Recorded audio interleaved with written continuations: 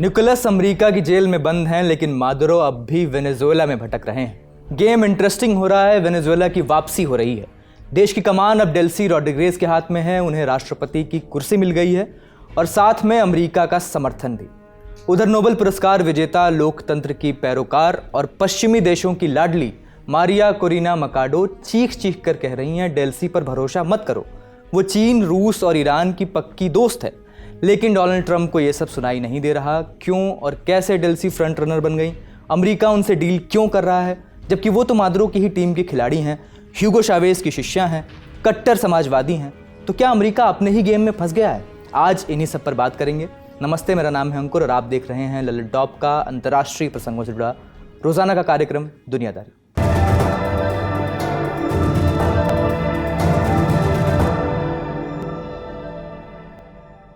5 जनवरी को वेनेजुएला की संसद में नारे लग रहे थे, मादुरो का नाम लिया जा रहा था। उसी वक्त डेल्सी रॉड्रिगेज ने वेनेजुएला की अंतरिम राष्ट्रपति के तौर पर शपथ ली। कहा, जिस तरह हमारे राष्ट्रपति और उनकी पत्नी को अमेरिका ने अगवा किया है, मैं बहुत तकलीफ में हूं। De dos héroes que tenemos de rehenes en los Estados Unidos de Norteamérica, el presidente Nicolás Maduro। इसके 2 घंटे पहले हजारों मील दूर न्यूयॉर्क की अदालत में निकोलस मादुरो की पेशी हुई। उन्हें हथकड़ियों में वहां लाया गया था। कोर्टरूम में मादुरो ने कहा, मैं एक शरीफ आदमी हूं, मैं ड्रग तस्कर नहीं हूं, मैं आज भी वेनेजुएला का राष्ट्रपति हूं, मुझे अगवा किया गया है। जज ने मादुरो को टोक दिया, बोले ये सब बातें बाद में, अभी कार्रवाई चलने दो। मादुरो की अगली पेशी अब 17 मार्च को होगी। उधर शपथ लेने के बाद डेल्सी ने कहा कि वो अंतर्राष्ट्रीय कानूनों के दायरे में रहकर अमेरिका के साथ काम करने को तैयार हैं। इसके पहले उनके लिए ट्रंप की एक धमकी आई थी। 4 जनवरी को अमेरिकी मैगजीन द अटलांटिक से बात करते हुए ट्रंप ने कहा था, अगर डेल्सी ने सही काम नहीं किया तो उन्हें मादुरो से भी बड़ी कीमत चुकानी पड़ेगी। इसी सिलसिले में अमेरिका ने डेल्सी को थमाई है एक लिस्ट। अमेरिकी मीडिया हाउस पॉलिटिको ने दावा किया है कि इस लिस्ट में कुल 3 शर्तें हैं। पहली शर्त, ड्रग्स पर लगाम। वेनेजुएला से अमेरिका तक जो ड्रग्स की तस्करी हो रही है उसे तुरंत रोका जाए। नार्को स्टेट वाला धब्बा हटना चाहिए। दूसरी, दुश्मनों की छुट्टी। वेनेजुएला में मौजूद ईरान, क्यूबा और अमेरिका के बाकी दुश्मन देशों के एजेंट्स को देश से खदेड़ा जाए। जो भी अमेरिका का विरोधी है उसकी एंट्री बंद हो। और तीसरी शर्त, तेल पर कंट्रोल। अमेरिका के दुश्मनों को तेल बेचना बंद करो, यानी चीन या रूस को तेल की सप्लाई नहीं होनी चाहिए। इसके अलावा एक चौथी शर्त भी है, लेकिन उसके लिए अभी कोई तारीख तय नहीं है। शर्त यह कि डेल्सी को आगे चलकर वेनेजुएला में फ्री इलेक्शन करवाने होंगे और फिर चुपचाप कुर्सी छोड़नी होगी। अमेरिकी अखबार वॉल स्ट्रीट जर्नल ने भी एक रिपोर्ट छापी है जिसका कनेक्शन अमेरिका की खुफिया एजेंसी CIA से है। रिपोर्ट कहती है कि CIA ने ट्रंप के सामने एक टॉप सीक्रेट फाइल रखी थी और उन्हें समझाया था, हुजूर, अगर देश को चलाना है तो सिस्टम के अंदर के ही किसी आदमी को पकड़ना होगा, मकाडो से काम नहीं चलेगा। वजह, ताकत। CIA का आकलन है कि वेनेजुएला का निज़ाम यानी सिस्टम बहुत तगड़ा है। पुलिस, फौज, खुफिया तंत्र, सब पर मादुरो के वफादारों का कब्जा है। दूसरी तरफ मकाडो के पास जनता का प्यार तो है, लेकिन ताकत नहीं है। अगर मकाडो को गद्दी पर बैठाया तो वहां की फौज बगावत कर देगी और गृह युद्ध छिड़ सकता है। CIA ने ट्रंप को 3 ऑप्शंस दिए थे। एक थी डेल्सी रॉड्रिगेज, बाकी 2 थे वहां के रक्षा मंत्री और गृह मंत्री। इनके हाथ में वेनेजुएला की सेना है। लेकिन ट्रंप ने डेल्सी को क्यों चुना? इसके लिए हमें डेल्सी को जानना होगा। डेल्सी ने जब अंतरिम राष्ट्रपति के तौर पर मंत्री परिषद की पहली बैठक ली तो उनके पीछे दीवार पर 2 तस्वीरें थीं, 2 चेहरे। एक, ह्यूगो चावेज, जिन्होंने वेनेजुएला को समाजवाद के रास्ते पर मोड़ा। दूसरे, निकोलस मादुरो, जिन्होंने उसी रास्ते को आगे बढ़ाया। डेल्सी भी वेनेजुएला के लिए कोई नया नाम नहीं है। उनकी उम्र 56 साल है। 2018 से वो मादुरो की उपराष्ट्रपति थीं। एक सख्त समाजवादी नेता मानी जाती हैं। मादुरो उन्हें शेरनी कहा करते थे। डेल्सी को सत्ता के प्रति पूरी तरह वफादार माना जाता था। उनके पिता जॉर्ज एंटोनियो रॉड्रिगेज एक वामपंथी गुरिल्ला वॉरियर और समाजवादी नेता थे। उन्होंने सोशलिस्ट लीग नाम की एक मार्क्सवादी पार्टी बनाई थी। साल 1976 में उनके पिता का नाम एक अमेरिकी कारोबारी विलियम नीहाउस के अपहरण कांड में आया। पुलिस ने उन्हें गिरफ्तार किया, लेकिन हिरासत में ही उनकी मौत हो गई। डेल्सी तब महज 7 साल की थी। वो अपने पिता से जेल में मिलने जाती थी। उस घटना को वो कभी नहीं भूल पाई। सालों बाद डेल्सी ने कहा था, ये क्रांति मेरे पिता की मौत का बदला है।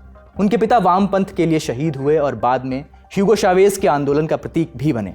डेल्सी और उनके भाई जॉर्ज रॉड्रिगेज, जो अब नेशनल असेंबली के अध्यक्ष हैं, उनका मानना है कि राजनीति में उन दोनों का सफर सिर्फ विचारधारा नहीं बल्कि एक व्यक्तिगत प्रतिशोध भी है। डेल्सी की परवरिश और पढ़ाई लिखाई फ्रांस और ब्रिटेन में हुई। इसी दौरान वेनेजुएला बदल रहा था। 1998 में ह्यूगो चावेज सत्ता में आए। उन्होंने 21वीं सदी के समाजवाद का सपना दिखाया।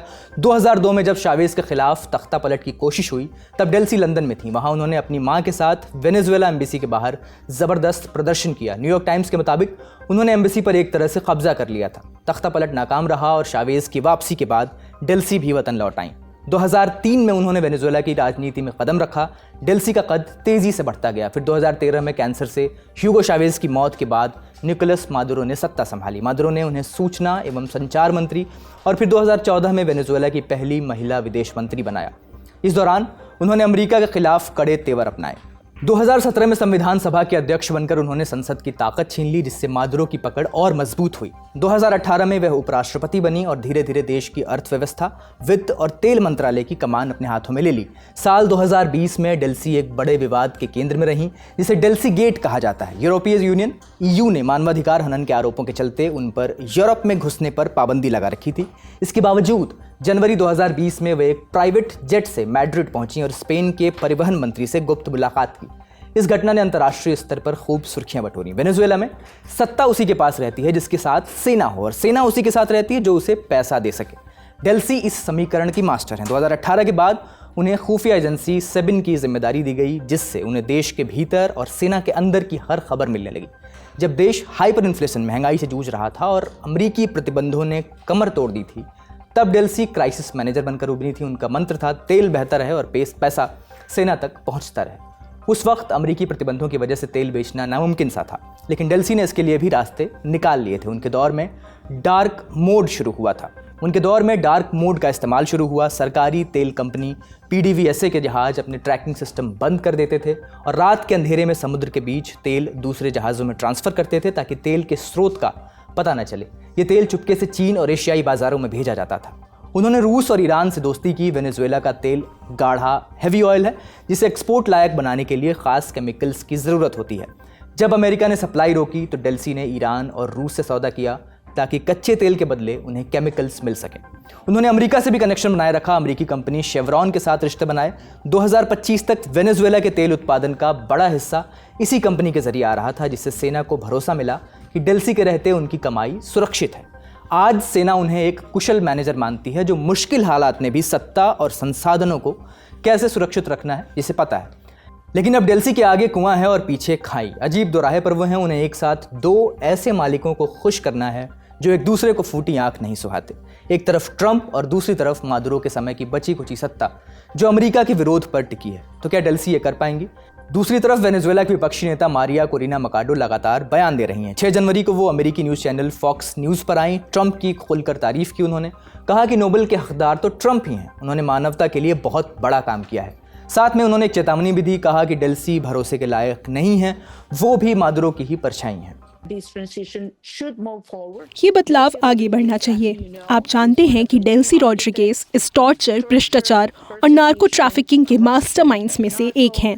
अगर निष्पक्ष चुनाव होते हैं तो हम निश्चित तौर पर 90% से ज्यादा वोट से जीतेंगे। मुझे इसमें कोई शक नहीं है। मकाडो को 2024 में चुनाव लड़ने से रोक दिया गया था। फिर उन्होंने मादुरो के विपक्षी नेता एडमंडो गोंजालेस का प्रचार किया। विपक्ष का दावा है कि वे चुनाव जीत चुके थे, लेकिन मादुरो ने नतीजे बदल दिए। इसके बाद मकाडो को अंडरग्राउंड होना पड़ा। इस दौरान पश्चिम ने उनका समर्थन जारी रखा। अप्रैल 2025 में अमेरिकी विदेश मंत्री मार्को रूबियो ने टाइम मैगजीन में मकाडो पर एक लेख लिखा था। उन्होंने मकाडो को वेनेजुएला की आयरन लेडी करार दिया था। कहा था कि वो उम्मीद की किरण है। साल 2025 में ही मकाडो को नोबेल शांति पुरस्कार मिला। BBC ने लिखा है कि प्राइज लेने के लिए देश से उनका निकलना बेहद मुश्किल था। उन्हें भेष बदलना पड़ा, कई मिलिट्री चेकपोस्ट पार करने पड़े, फिर एक लकड़ी की नाव में बैठकर समंदर के रास्ते भागना पड़ा। फिलहाल मकाडो देश से बाहर है। उन्होंने कहा है कि वो जल्द से जल्द लौटना चाहती हैं, लेकिन सवाल है कि क्या अमेरिका की नई दोस्ती के बाद वेनेजुएला में उनके लिए कोई जगह बची है। द इकोनॉमिस्ट मैगजीन में हार्वर्ड के प्रोफेसर रिकार्डो हॉसमैन लिखते हैं कि 2013 में जब मादुरो गद्दी पर बैठे थे तो वेनेजुएला आज के मुकाबले 4 गुना ज्यादा अमीर था। फिर जो हुआ वो इतिहास की सबसे बड़ी आर्थिक गिरावट थी।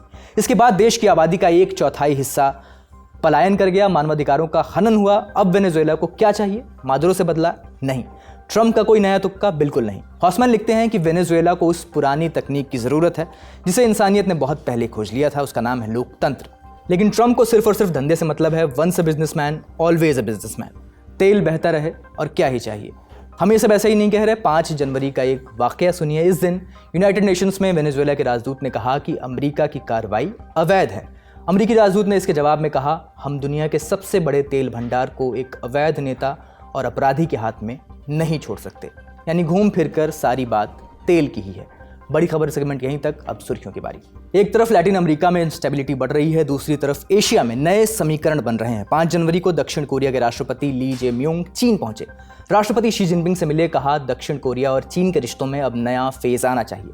ये 2019 के बाद किसी भी दक्षिण कोरियाई राष्ट्रपति की पहली चीन यात्रा है। मुलाकात से दक्षिण कोरिया क्या चाहता है? क्षेत्रीय सुरक्षा मजबूत करना, कोरियन पॉप कल्चर पर चीन की अनौपचारिक पाबंदी हटवाना और बिगड़े रिश्तों को पटरी पर लाना। दक्षिण कोरिया अमेरिका का सुरक्षा सहयोगी है, लेकिन व्यापार के लिए वो चीन पर निर्भर है। इस नाते वो चीन से अच्छे रिश्ते चाहता है। और चीन क्या चाहता है? दरअसल चीन इस समय जापान के साथ डिप्लोमेटिक विवाद में उलझा है। ऐसे में वो चाहता है कि दक्षिण कोरिया से थोड़ी यारी दोस्ती बढ़े। मीटिंग में दोनों देशों के नेताओं में उत्तर और दक्षिण कोरिया के बीच तनाव पर भी चर्चा हुई। ली चाहते हैं कि उत्तर कोरिया से डिप्लोमेटिक बातचीत आगे बढ़े, लेकिन अब तक ज्यादा प्रगति नहीं हुई है। उन्हें चाहिए चीन का दबाव किम जोंग उन पर, ताकि वो परमाणु हथियार छोड़ने पर राजी हों। चीन उत्तर कोरिया का सबसे बड़ा आर्थिक और कूटनीतिक समर्थक है।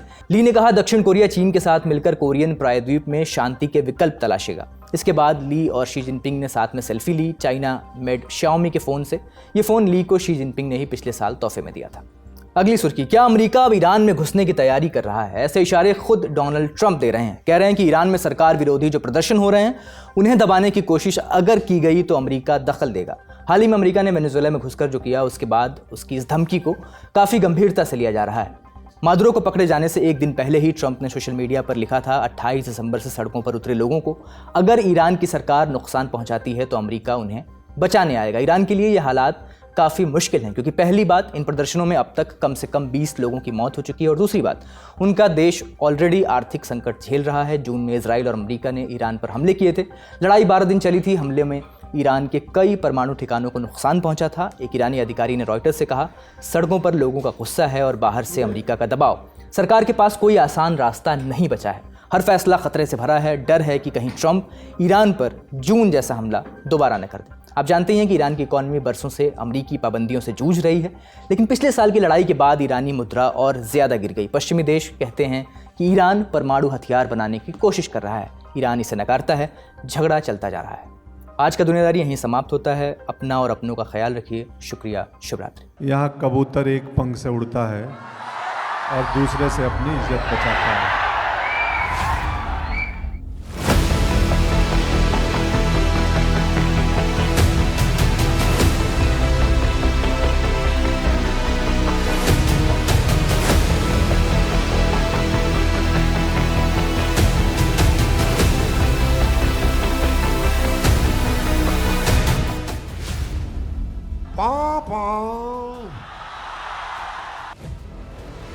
रील नहीं, बिहार वाली रियल वाइब्स चाहिए तो 10 जनवरी को आइए बापू सभागार पटना, जहां सजेगा लल्लन टॉप अड्डा।